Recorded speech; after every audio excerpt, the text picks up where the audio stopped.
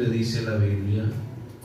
Dice lo que era imposible, Romanos capítulo, vamos a leerlo, capítulo 8, verso 1, en el nombre del Señor Jesús. Vamos a leer Romanos. Lo que era imposible para la ley, dice. Ahora pues, ninguna condenación hay para los que están en Cristo Jesús, los que no andan conforme a la carne, sino conforme al Espíritu. Porque la ley del Espíritu de vida en Cristo Jesús me ha librado del pecado y de la muerte. Porque lo que era imposible para la ley, por cuanto era débil en la carne, Dios envió a su Hijo en semejanza de carne, de pecado, y a causa del pecado condenó a él pecado en la carne. Bueno, hermanos, lo que era imposible para la ley se hizo posible mediante el sacrificio del Señor Jesucristo. Cuando hablamos de la obra está hecha, es que nosotros estábamos sin Dios, no éramos pueblo suyo, pues la Biblia dice en el capítulo 1 de Evangelio según San Juan: al suyo vino y los suyos no le recibieron, mas a todos los que creyeron en él le dio potestad de ser hechos hijos de Dios. Entonces, pensar en esto, lo que era imposible para el hombre de que fuéramos salvos, pues sabiendo nosotros que no teníamos parte ni arte en esta salvación, estábamos alejados, como dice la palabra del Señor, de la ciudadanía, de los pactos. Pero Él nos reconcilió con Dios, para que de toda tribu, de toda lengua, hubiera un solo pueblo y una sola iglesia, que es la iglesia del Dios viviente. Si uno mira en la antigüedad las separaciones que había, por ejemplo, el tabernáculo tenía 3 partes: el atrio, el lugar santo y el lugar santísimo. En el atrio todo el mundo se paraba a mirar lo que sucedía. En el lugar santo se quemaba holocausto, y en el lugar santísimo se entraba una sola vez en el año para perdonar todos los pecados del pueblo. Pero resulta que todo el mundo seguía haciendo lo mismo, pecando, y no había un cambio de mente ni un cambio de corazón, estilo a la religión tradicional, donde se reza, se va y le perdonan los pecados aparentemente, y todavía sigue haciendo lo mismo porque no hay un cambio. La Biblia dice: ahora pues, ¿qué diremos? ¿Perseveraremos en el pecado para que la gracia abunde? En ninguna manera, porque los que hemos muerto al pecado, ¿cómo viviremos aún en él? Es que ese es el problema de las religiones, que las religiones conforman al hombre. Dicen: no, usted puede acercarse a Dios de cualquier manera. Jesucristo quiere apenas el corazón, Él no quiere lo de afuera, eso no le importa, eso se va a quedar aquí. Dios quiere apenas lo de afuera, lo de adentro, y lo de afuera no se preocupe por eso, vista, ande como quiera. Pero yo pienso que Jesucristo va más allá. Él quiere lo de adentro, pero también quiere lo de afuera. ¿O no sabéis que vuestro cuerpo es el templo del Espíritu Santo y Dios mora en vosotros? Y lo quiere tanto que dice que el que destruya el templo del Espíritu Santo, Dios lo destruirá a él. Entonces, las religiones en estos tiempos quieren conformar a la gente, pensando que le fastidia porque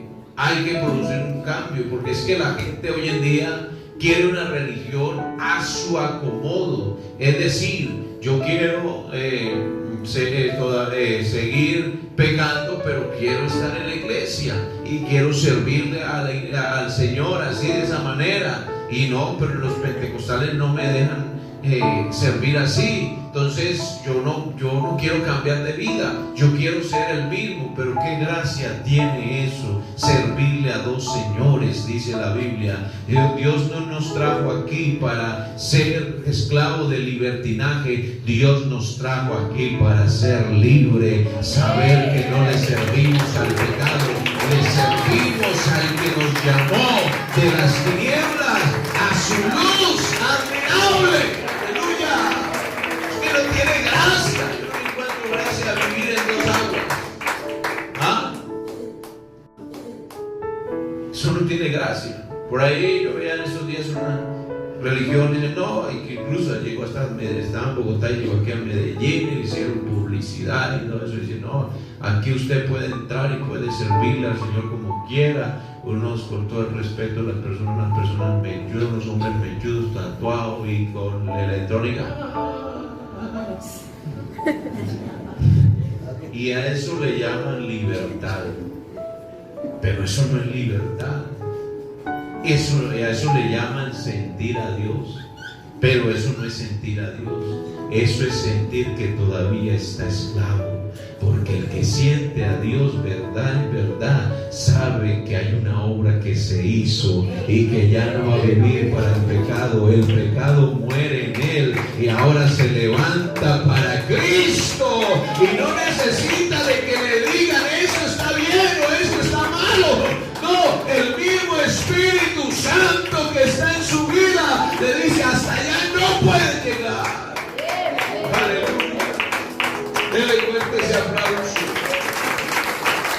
Esa preparación se acabó. Oiga, yo administré, estuve en un pueblo por allá, estuve pastoreando. Allá fue que conocí a mi esposa, le confieso. Salí de pastor soltero y allá conocí a mi esposa y me enamoró. Gloria a Dios. Ella fue la que me enamoró. Y se enamoró yo, no. Ustedes enamoran a los hombres. ¿Cómo van a decir que no? Con su belleza. Claro, que no le digan, oiga, yo estoy enamorado de usted, vamos a casarnos. No. Pero a uno con los ojos enseguida se enamora, ¿sí o no? Mujer que diga que no enamora a los hombres es porque no sabe cómo es eso. Amén. Pero ¿por dónde se enamora el hombre? Por la vista. Entonces ya el trabajo de seguir trabajando en ella, pues. Entonces había un pastor de otra denominación, canzoncito, y siempre predicaba aquí. No le decimos a usted que tiene que vestir de tal manera. Nosotros no predicamos la de la ropa. Nosotros no predicamos de esto. Nosotros no predicamos, y en todos los cultos nos las tiraba. Y en todo, como las otras religiones. Y un día organicé, ya estaba como aburrido. Me conseguí unos baffles grandotes y puse esos baffles y que todo el mundo escuchara. Y yo dije, ¿ustedes creen que tanta cosa bonita que hay en la Biblia vamos a hablar nosotros de la ropa? No, señor, aquí no estamos hablando de ropa. Aquí hablamos del que produce gozo, salvación, vida, transformación. Eso se encarga Jesucristo, porque cuando hay algo en tu vida, Jesucristo se encarga de decirte cómo vistes, cómo andas, cómo, porque es que la palabra de Dios cambia el ser humano. Aleluya. No necesitamos aquí estar hablando tanto de vestidura, porque usted cuando se convierte a Dios, el mismo Espíritu Santo le dice cómo vas a vivir. Esta iglesia la manda, la domina. Es el Espíritu Santo de Dios.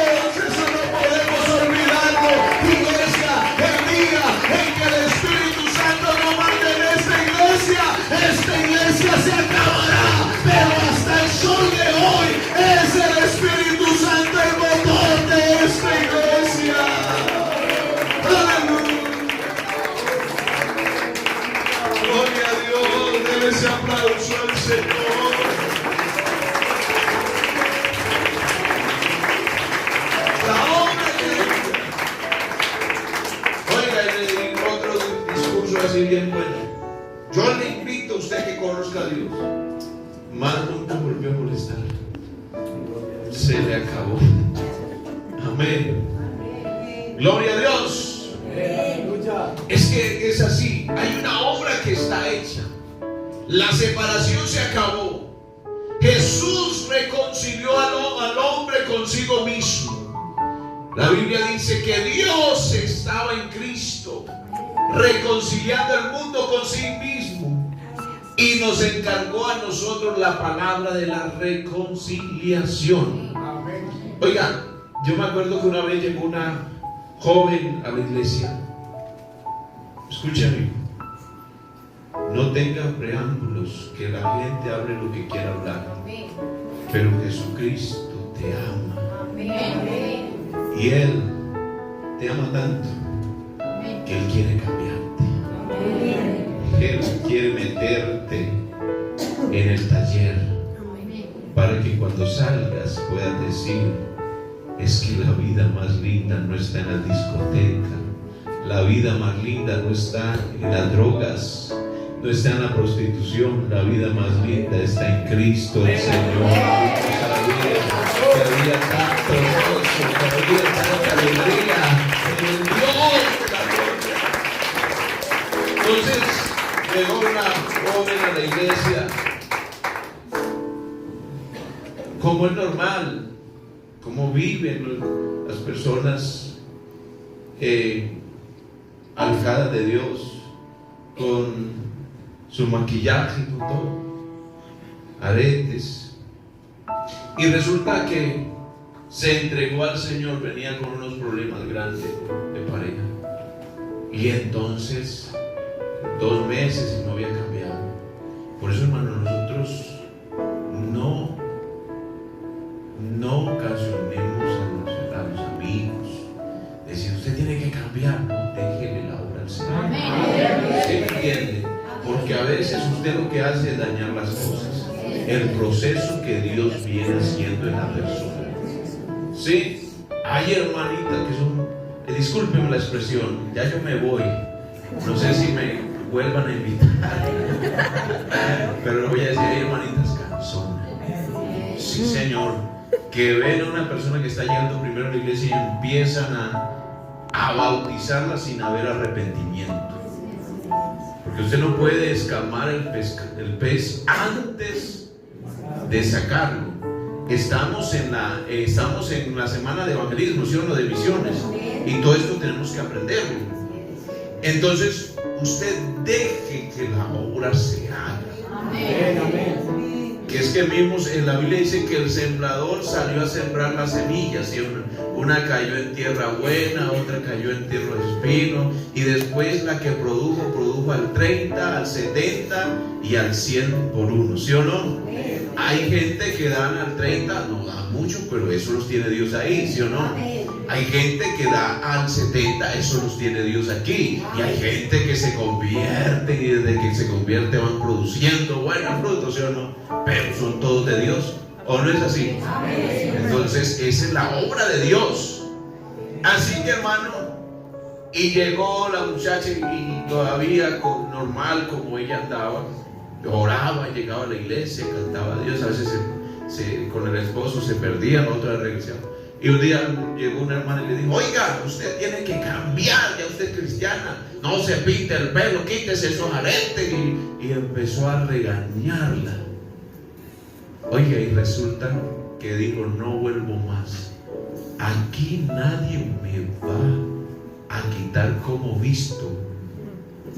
No, Señor. Se resintió. Oiga, yo no sabía por qué tanto que uno lucha para traer un amigo aquí, para que venga, que después que está aquí lo eche. Ay, hermano, es una comparación, ¿sí o no? Entonces resulta y pasa que yo no me quedé quieto, yo seguí enseñándoles. Y un día fui, le conté tomando con el esposo. Habían tenido unos problemas grandes anterior. Una vez se iban a matar, le cogió ella un tenedor y se lo lanzó al esposo y le pegó casi en el corazón. Hay una vida tan horrible, porque eso es la vida del pecado. Y resulta que al tiempo, como a los 6 meses, los dejé quietecitos, me llamó. Él quiso salvar la humanidad, dice la Biblia, por la locura del Evangelio.